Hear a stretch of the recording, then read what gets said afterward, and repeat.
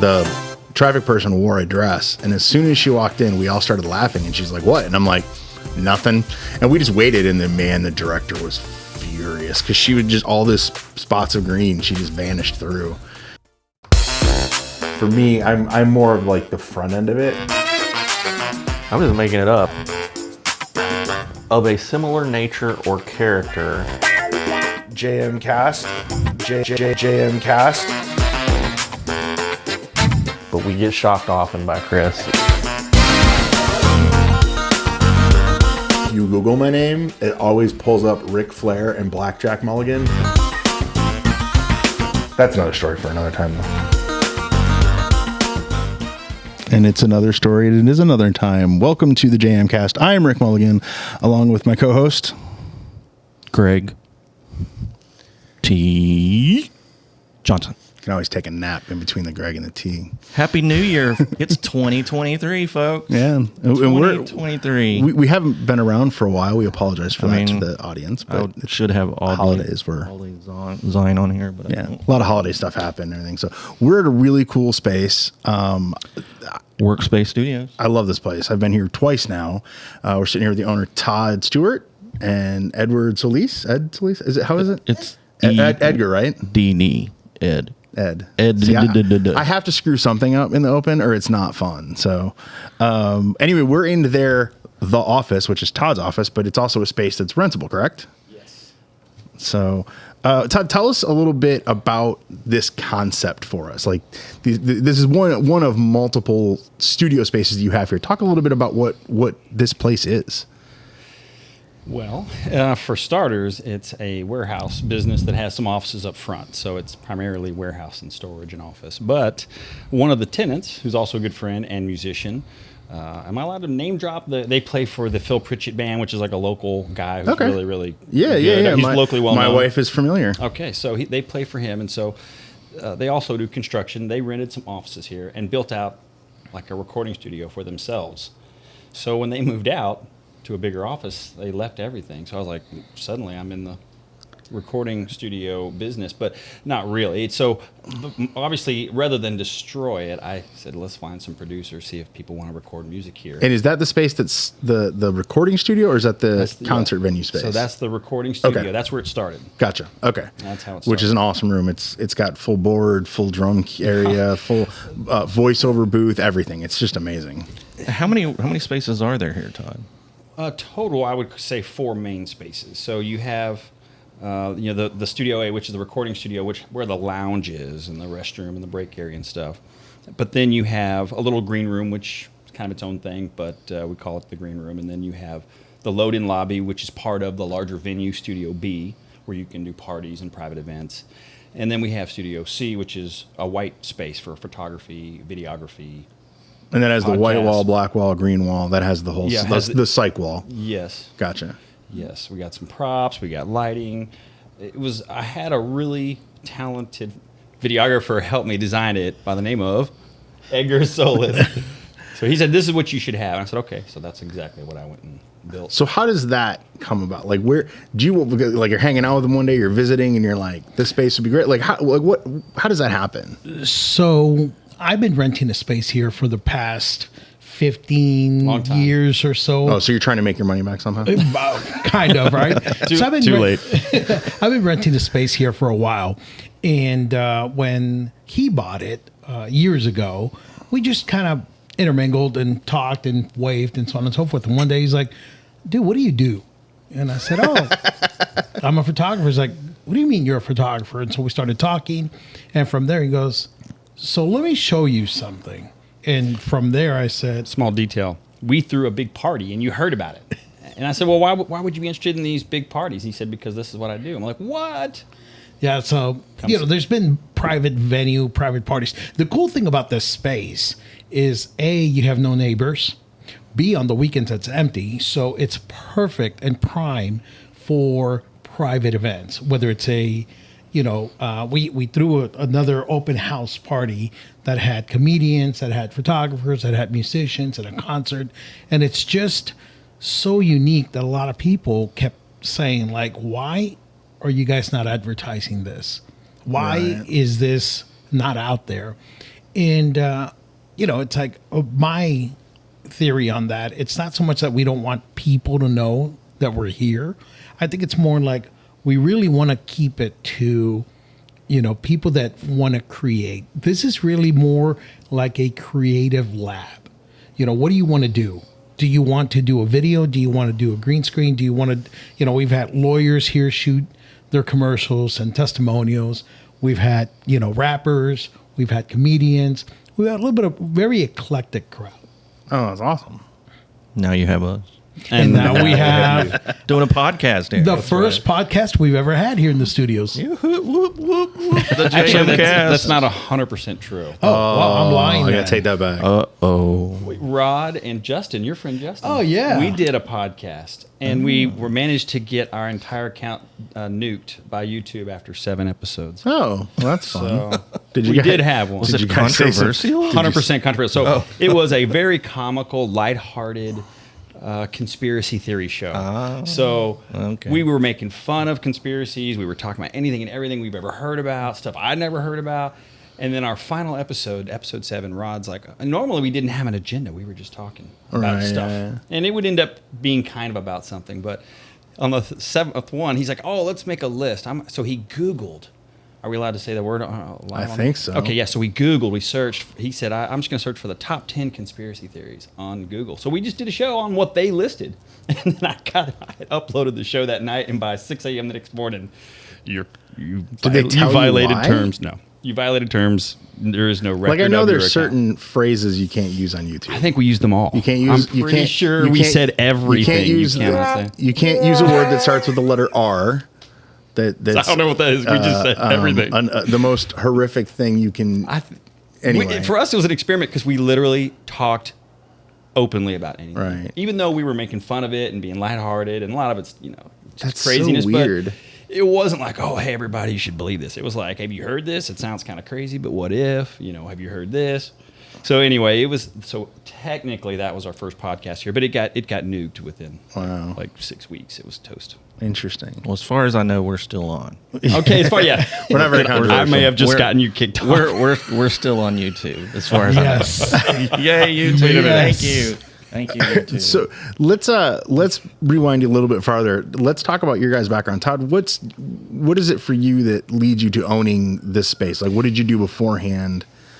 I've said to everybody, it's very accidental. I grew up in construction. Okay. I did remodeling. I owned my own companies. I've worked for other people. I did a lot of commercial estimating.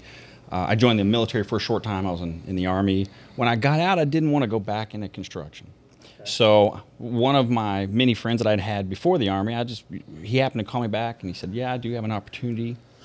There's a few properties. If you can save them, you might be able to buy one. The guy's having a lot of trouble. So that's what I did. I helped the guy lose less money than he was losing, and he let me buy this property. So I worked for him for 4 years, from 2006 to 2010, and then I was able to buy it.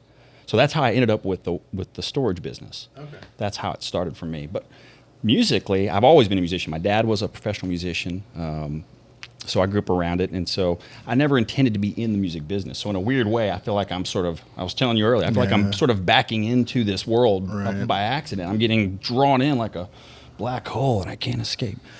Well, you said that growing up too that your dad was a studio performer. He was typically the first guy that people called when he was in an area. He was on that short list of, hey, we need a guitarist. Call your dad. That's right. Yeah. And then you had mentioned to me, which is so funny because I've heard this from other musicians, is he really didn't want you to get involved in music. So, as a kid, he gave guitar lessons in our living room to paying students. But when we asked him to teach us, he said no. Absolutely not. I'm not teaching you how to play guitar. I was like, of course I was very disappointed as a young child. Like, what? The thing my dad does, I looked up to him, but he's like, I absolutely don't want this life for you. God, I feel like I would learn so much just listening to people practice. He was a master. He was a virtuoso on the guitar. And he was great with people. He was very good with people. And he was up till 3 or 4 in the morning and traveling a lot, and he's like, I don't want you guys to. I'd rather you have a much more normal life than me. He did not like that side of being a musician, because you have to think about it. My dad died pretty young of all the symptoms of a smoker, but he never smoked or drank alcohol his whole life. He never did drugs. Wow. He was a pro. He's a pro musician. No drugs, no alcohol, no nothing. But he was always on stage, and back in the day, you could smoke inside. Right. And so when you walk in those bars, I was his roadie a lot when I was a kid. And I was shorter than the smoke. You know what I mean? You see there's like 3 layers of smoke in a bar. But when you're on stage, you're in that. You're in the so top it's like layer, he was breathing secondhand smoke his whole life. So that's what he died from. That's awful. Sorry to hear that. No, well, thank you. I didn't mean to go heavy with you, but that's why he's like, I don't want this for you. Gotcha. So. But I'm sure maybe go ahead. So as an adult, you're rebelling basically. You're saying, I'm still getting in it. I don't care. Still what fighting the man. I'm gonna do it. I'm doing it. I'm doing it. I'm gonna make you proud of me, Dad. Someday. Maybe if he'd have known smoking was going to leave venues. I mean, yeah, like, they made it out. They're illegal now. That's right. He didn't want music in your life, but I mean, look at this room. There's like how many guitars? You tell someone they can't do something, right? As a young child. I love the fact we were talking earlier too beforehand that you had a bass guitar, and I've never seen a bass acoustic guitar before. And I was like, that's cool. Like that's awesome. What's amazing about having a warehouse is that people want to leave stuff with you. Like I feel like I've become like this museum caretaker, a curator of a museum. So my uncle left that here. He's like, no, I think you should have one. It's such a cool guitar. And then he also had that bass amp which he left. And then like half the guitars or basses are either inherited from my dad or left here by someone else. I think I probably own 5 guitars, but I have probably 30 that I care for, which means I actually take them to the tone shop. I get them tuned up. I make them look good. I clean them, and then people come back and say, okay, I'm ready to have them back.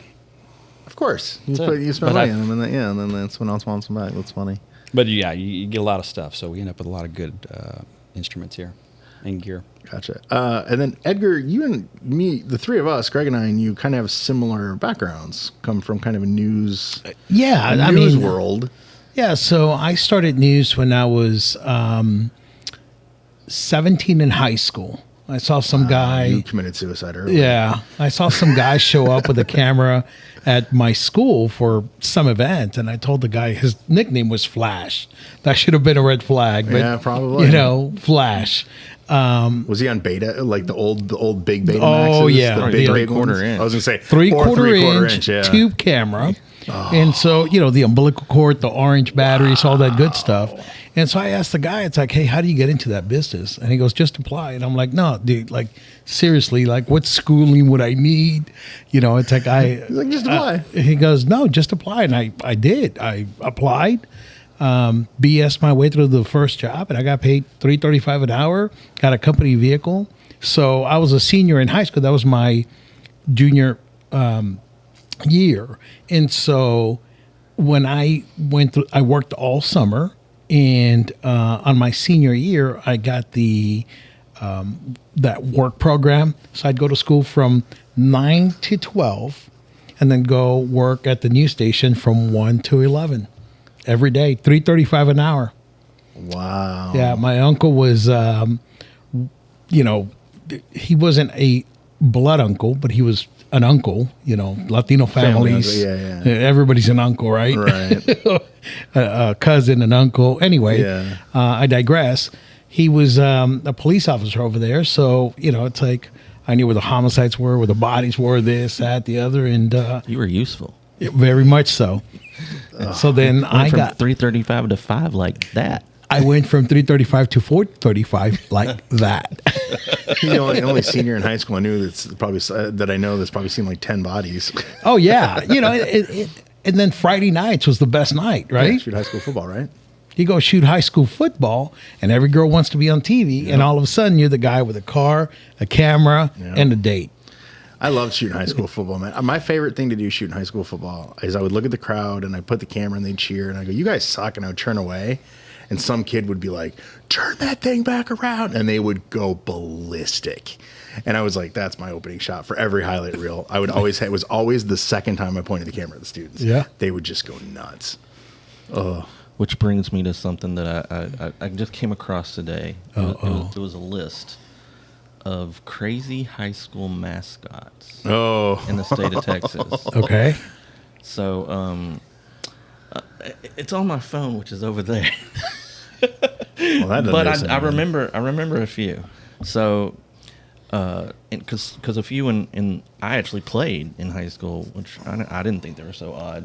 But Itasca, if you're familiar with Itasca, Yes. right there on 35, they're the Wampus cats. What is a Wampus The cat? Wampus cat. I don't know. that a real animal? I really don't know. Wampus but cat? they're We're going to always- find out. Do we have a researcher in the They're background? called We have Wampus a cat. researcher right here. No, we don't. What's a Wampus and then cat? the Grandview, which isn't far from Itasca, it's pretty much the next town up north on 35. They're the zebras. The zebras. The zebras. It's a little odd. Yeah. A zebra. New Braunfels. I mean, I guess zebras can be pretty fierce. I mean, New I think Braunfels they'll bite you or kick you pretty hard. are the unicorns. The unicorn, okay. No way. Yes. Yes. The unicorns? Yes, Okay. the unicorns. Like we were the toros, Yeah. which is the bulls. That was our thing. And the Martin tigers, Yeah.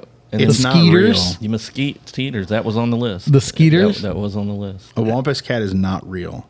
It's a cat-like creature in American folklore. Okay. Okay. That so it's wa- like so when's going to someone get the coochie? Chupacabra. There we go. Chupacabra. The what? The cooch. Chupacabra, man. I thought I was going to say something bad there for a second. I know what the second. Yeah. about to go. There's got to be a Chupacabra, man. That was close. Oh The yeah. chupacabras. There's got to be. There's someone in this Chupacabra somewhere. Somewhere like in New I'd be Mexico. shocked if Not there's in not. Texas. Not in Texas.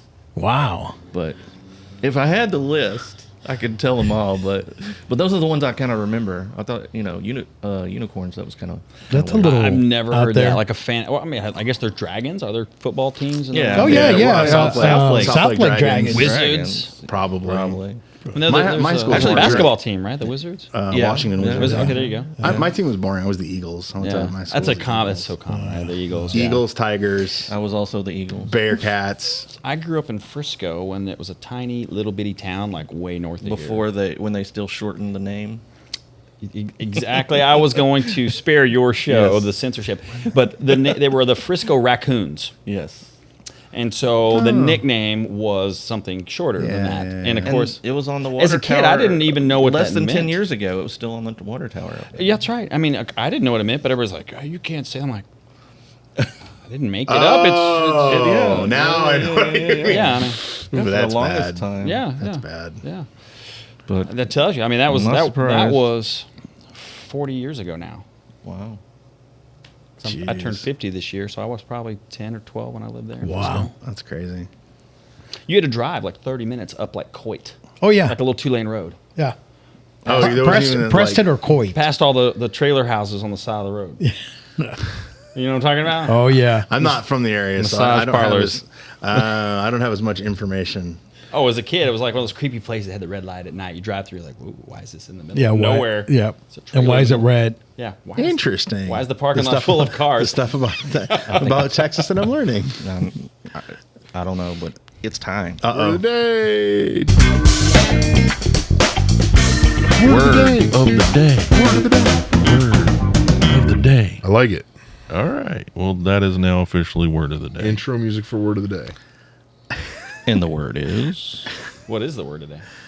It's not really a word. They're it's not always usually just phrase- they're usually single phrases. words. Sometimes they're a Phrases. phrase, or sometimes it's a couple words. But this one kind of goes with your complex and your facilities. Chroma key. The chroma key. Isn't that the old school like colorization of film? Is that what that is? Chroma key is where what do you use for a chroma key, Edgar? For weather. For weather, Yeah, but traffic, weather. these days you do it because people are just going to have a lot of graphics behind them. Green screen. Yeah. Yes. So essentially, we take the green screen wall and it's called chroma key effect. It's called a chroma That's key. what that is? Yes. Okay. I just learned something. Cool. You So- key it out. Yeah, so when we go into our editing system, we literally can lay an effect on it that will remove all of the color, whether it's green or blue, depending on where it is. Or if they're doing live switching, they can set it Yeah, up they for can the do it there key. too. Yeah, yeah. It's like Because that's how they live, do it on the weather. So the projection behind that is chroma key. Yeah. Okay, cool. Yeah. That's neat. So when you're looking So- at it on TV and there's an image behind the person, you know that there's a green wall behind them. That's what it is. layman question here. Sure. Hopefully not a lame question, but why? Yeah. Why is green screen easier to get rid of or blue screen? Why is that so much easier? Typically, the screen color doesn't truly even matter. matter. I mean, It's- I use all kinds of colors sometimes to Yeah. key out, like white. I mean, Yeah. Okay. The Just curious. solid problem you color. run into is with white, you'll take people's eyes out. It'll pull all of it out. Usually people aren't wearing that bright of a green or that bright of a blue. Now I get and it. it's more Unusual about color. Yes, it's a color that you can. So Chances are people aren't wearing blue. They Is might typically sometimes. blue is like if you wanted to do something outside, blue works better than the green. Okay. No, again, it doesn't really matter, but yeah, like if you use black and someone has black eyebrows, they're gone. You know, those things will be gone. Like I've been on Part of the news will be over their eyebrows. We had a morning at the old TV station where the anchor, the traffic person, wore a dress, and as soon as she walked in, we all started laughing, and she's like, "What?" And I'm like, "Nothing." And we just waited, and the director was furious because she would just all this spots of green, she just vanished through, and it was like, "Come on, you have to know better." But I guess not. no. They're blonde. Wow. Not literally. That was terrible. That was terrible. The person wasn't blonde. All right, my apologize to blondes. I guess I'm editing that out. Oh, Strike. Wow. and I thought it was gonna, strike one. I thought it was going to be Todd. No, it's never going to be. It's always going to be me. I'm on my best behavior. It's always going to be me. I that thought it says was going to be something me. stupid. I thought it was going to be me. I was like, At no point do I ever think someone else is going to say something stupider than I will. Well, It makes me feel a little better. well, we like to keep these, a little short. Well, before we do that, tell us if somebody wanted to rent space here, what's the best way for them to do that? Contact us directly through the website, which is the Workspace mgmt.com, workspacemanagement.com. So that has like all the studio information, contact info. And then they also Workspace Studios. they could also use PeerSpace. We are listed on PeerSpace. Okay, which is phenomenal. You can welcome you to go guys there taught and me check us that. I out. love it. I went through that the other day. Man, there's some cool specs on there. So yeah, peerspace.com. I mean, it's just That's a backup. Yeah, and you can just. And we're in Garland, Texas. So Yeah, if you're just put looking, Garland, Texas. I think last time I checked, we show up as like the second or third venue that you're pops up the in second. Garland. Yeah. Yeah. Yep. Working our way up there. That's there awesome. you go. Good Number deal. one. We're Number one, let's coming. go. Yeah. Well, the main thing. We're number one. Thank you guys. Now we only got like 20 seconds. So we have to shut up. Oh, it's 34. 34 seconds. Oh, anyway. but I figured it ramps up. Yeah, so, it ramps up. Yeah. So anyway, thanks for joining us. Thank like, share, you. subscribe. Like, share, Todd, subscribe. Edgar, thank you so much for JMKast. joining us. And Yay. until next time, another story. Bye.